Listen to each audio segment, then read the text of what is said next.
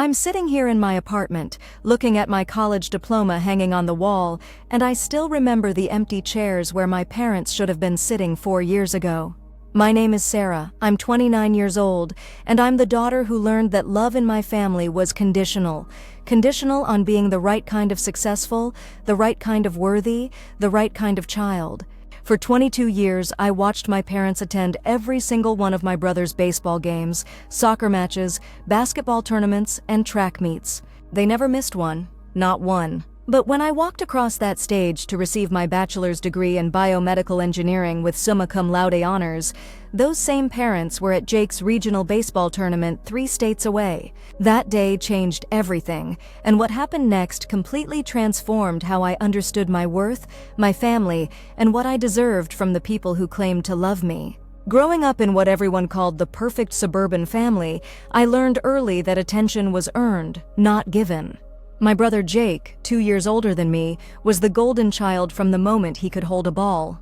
My parents, both high school athletes themselves, saw their dreams reflected in his natural coordination and competitive spirit. Dad would spend hours in the backyard teaching him batting stances and throwing techniques.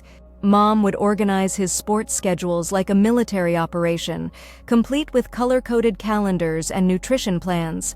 Their weekends revolved around his games, their conversations centered on his achievements, their pride was tied to his trophies. Meanwhile, I was the quiet one with my books and science projects. When I won the regional science fair in 8th grade, Dad patted my shoulder and said it was nice, then immediately shifted the conversation to Jake's upcoming playoff game. When I made honor roll every semester, Mom would acknowledge it with a quick smile before asking if I'd seen Jake's latest batting average. I learned to celebrate my achievements privately, to not expect the same enthusiasm, to understand that academic success was simply expected rather than celebrated. The pattern became clearer as we got older. Every Friday night, our family dinner conversations revolved around Jake's weekend games. Mom would discuss snack schedules for the team, Dad would analyze his performance from the previous week, and I would sit there listening, occasionally trying to share something about my AP classes or my internship at the local hospital. But those contributions were met with polite nods before the conversation inevitably returned to Jake's sports schedule. When Jake got a partial baseball scholarship to a Division II school, the celebration lasted for weeks. Dad called every relative, Mom posted on social media constantly, and they threw him a graduation party with over 100 guests. The house was decorated with baseball themes, his jersey was framed, and multiple people gave speeches about his athletic achievements.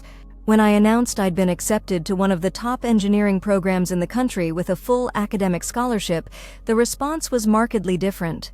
They were pleased, certainly, but there was no party, no extended celebration, no social media posts. The contrast was stark, but I told myself it was just because they were more comfortable with sports than academics. College provided some distance from this dynamic, but the pattern persisted during visits home.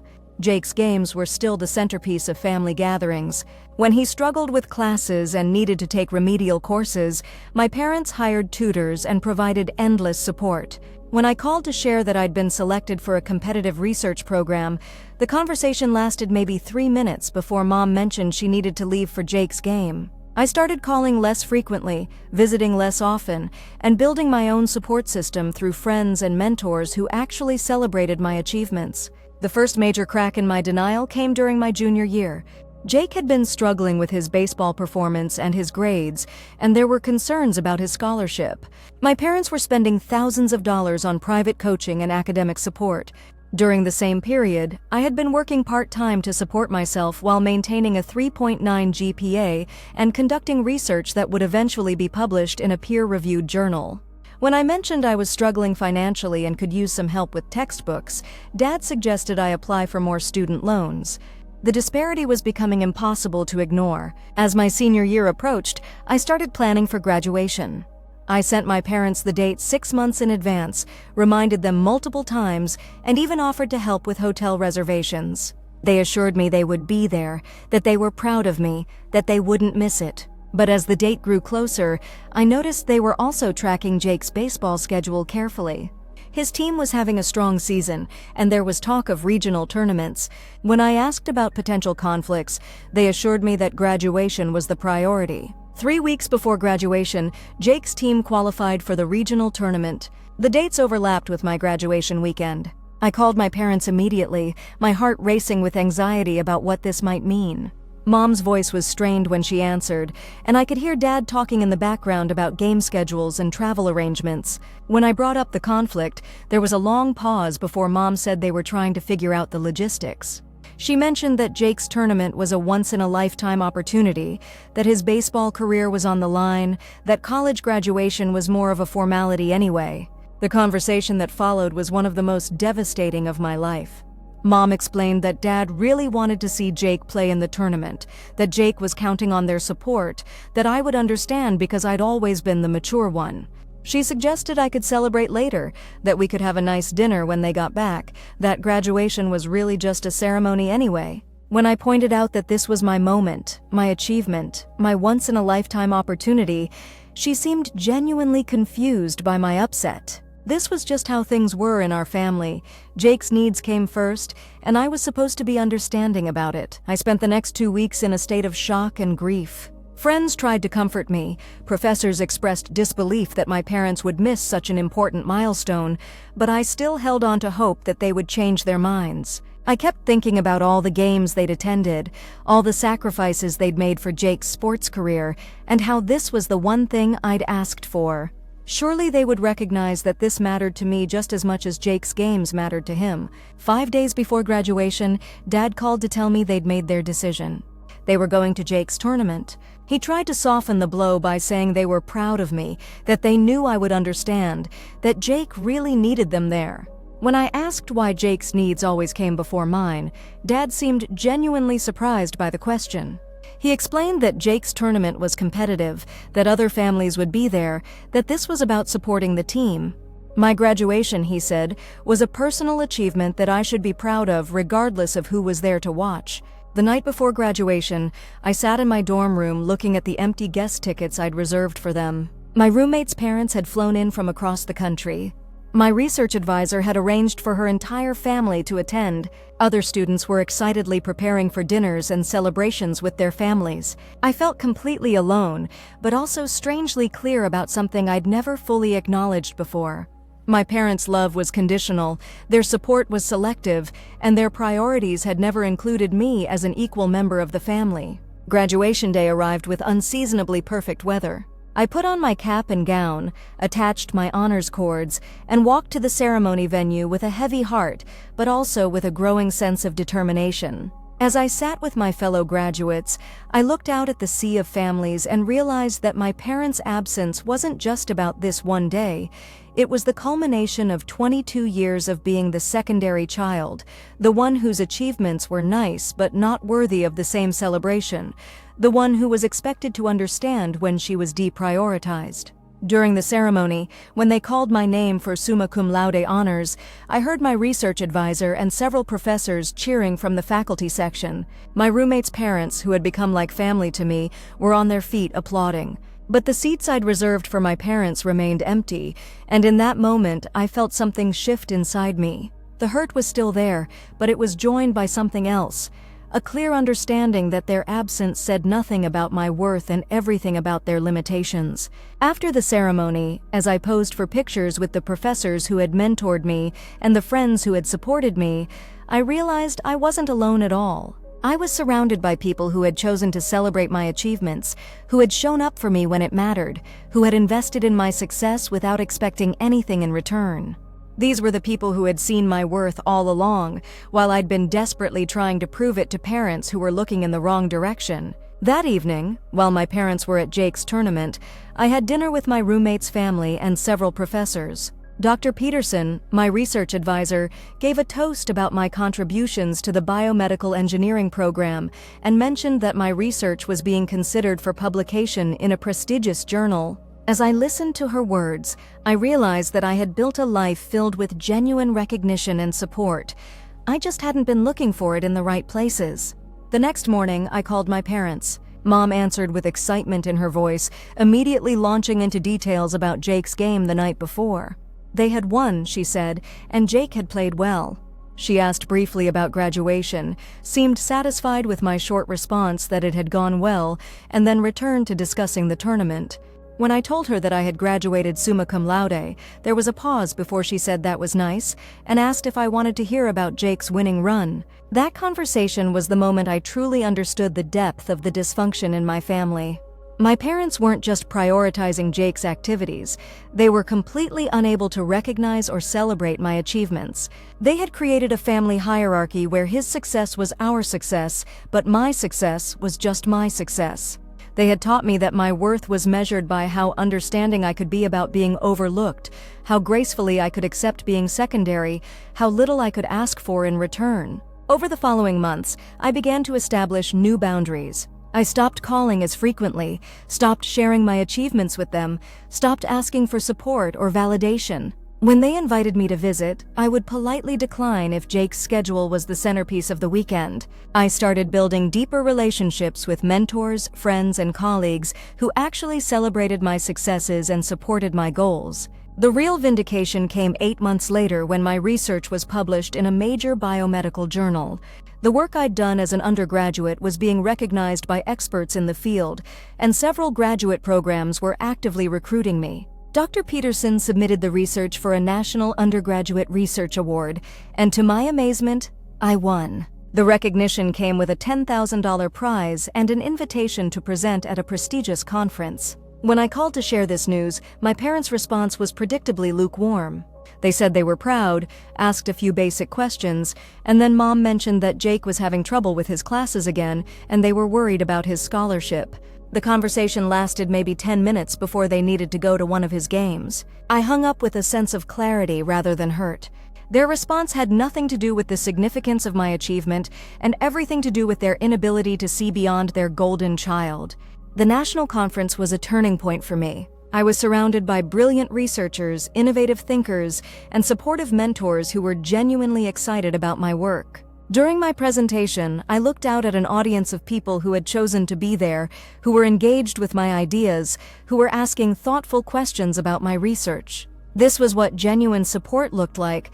People who showed up because they valued what I had to offer, not because they felt obligated to attend. After the conference, I was offered a position in a competitive PhD program with full funding. I was also approached by several biotech companies interested in my research. For the first time in my life, I felt truly valued for who I was and what I could contribute. The recognition was based on merit, on hard work, on actual achievement rather than on family dynamics or favoritism.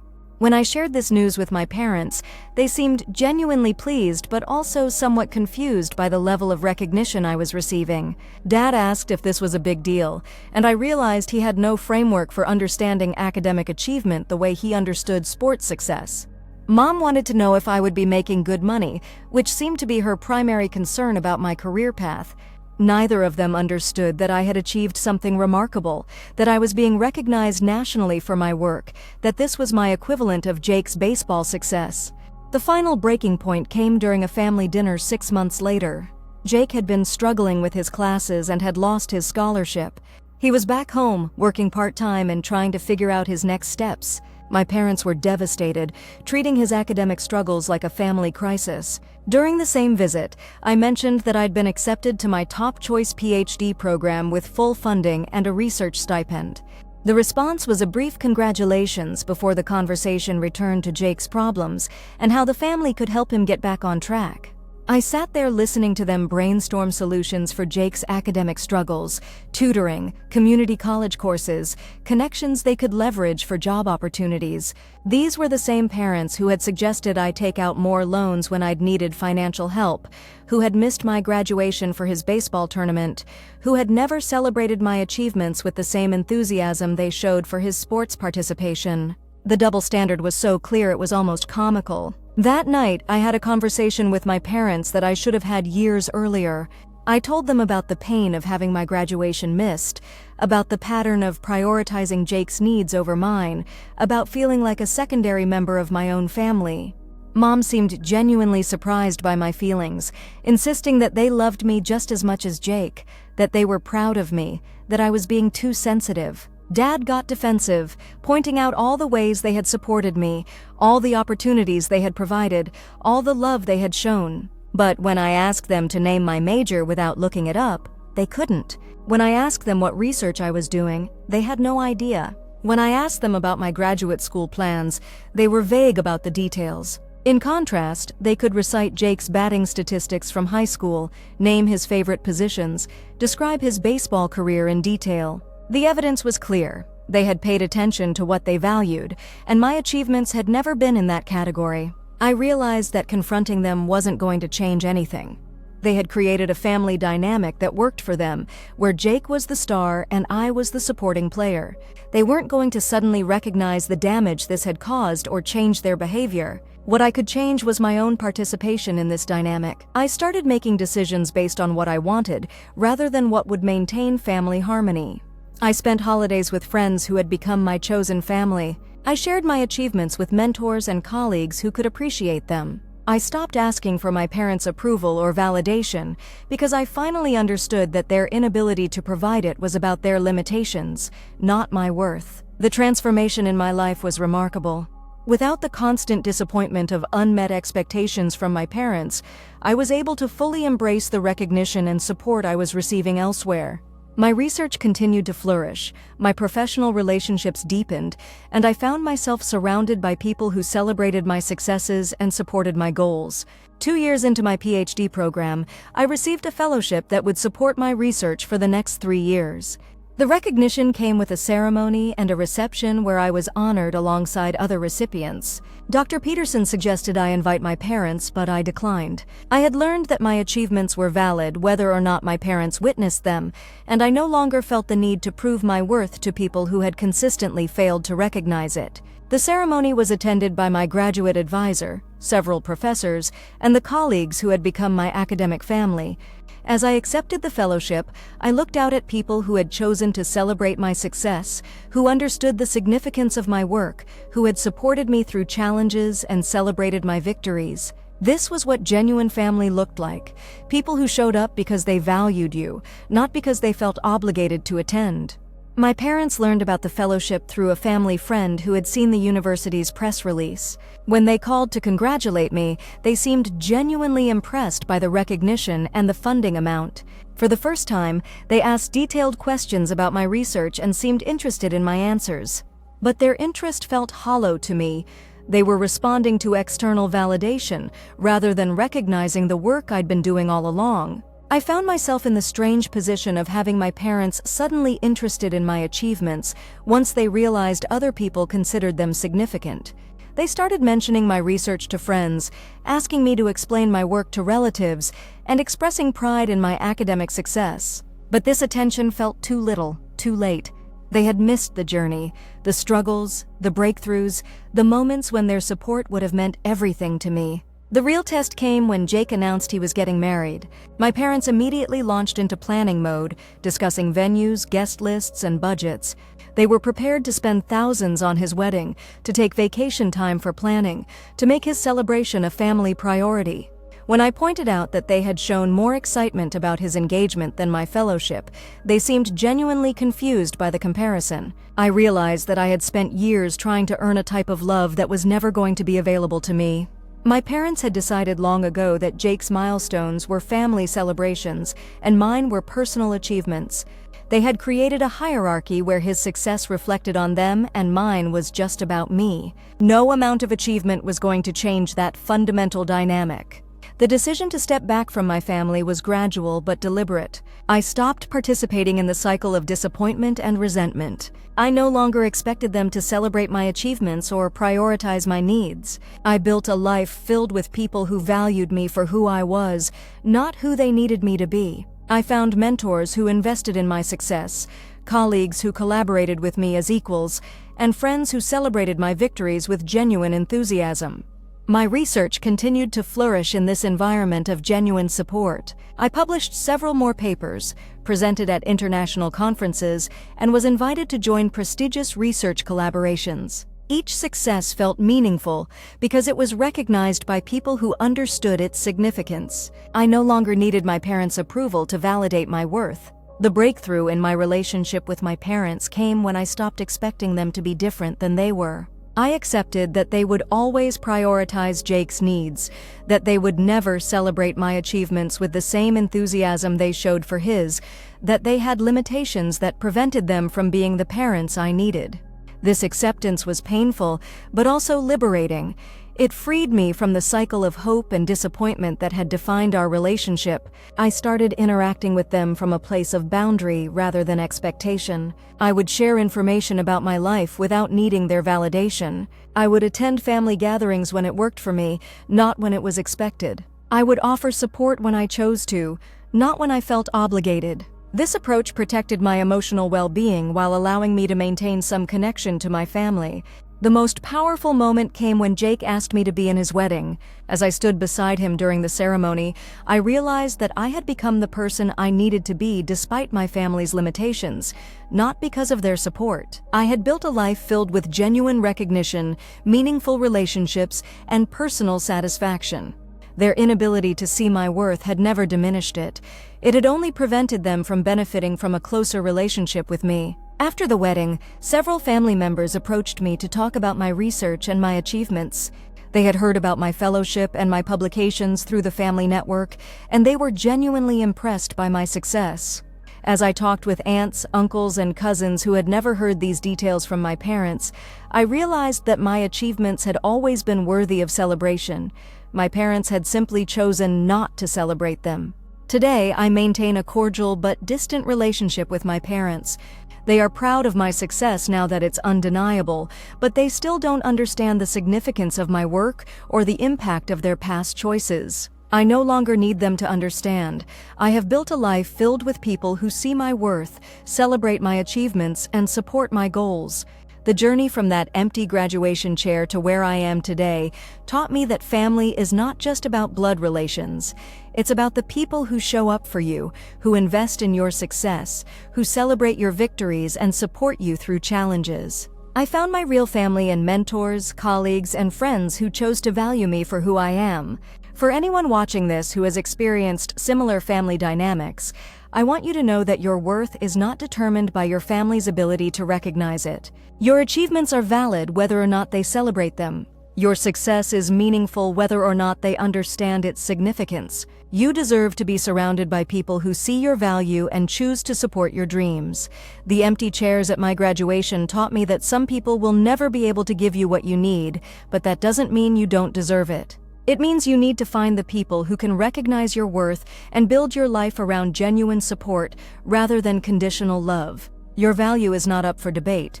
It's simply waiting to be recognized by the right people. If you've experienced family favoritism or conditional love, I'd love to hear your story in the comments. How did you learn to recognize your own worth? What helped you build genuine support systems? Remember to subscribe if this resonated with you, and know that your achievements and your worth are real whether or not your family has the capacity to celebrate them.